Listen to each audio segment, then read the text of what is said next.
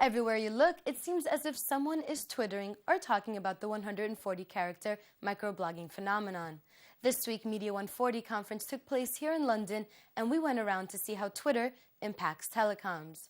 It's very funny because Twitter started out very much as an SMS medium, and I remember 2 or 3 years ago sending SMSs instead of using data to use Twitter, and it was a great way of using Twitter and these kinds of services.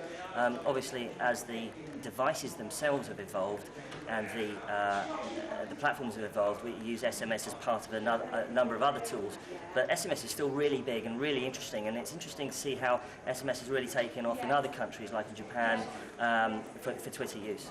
It's a weird one. It kind of gives people a new way to use their mobile phones. Before, it was just a communication device to use to connect people in your contact book. Now it's used to connect people across the world without having a phone number.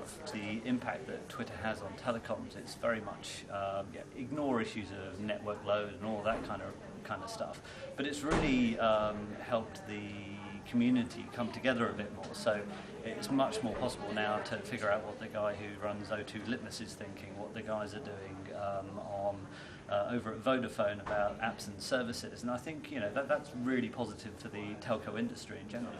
Twitter does what telcos have been trying to do for 20 years, which is it's a proper unified comms system in that it takes content from a number of sources and can distribute it to a number of sources. So it's something that telcos should be quite familiar with. That means it drives a number of areas that telcos should be interested in. The first is just sheer traffic. It's been my view for a while that Twitter and its like should be being run by one of the telecoms companies, preferably a mobile company if they want to have a new line of business. I think it'll be probably snapped up by one of the fixed line companies, and in my view, in a few years' time, all telcos will be running services like this.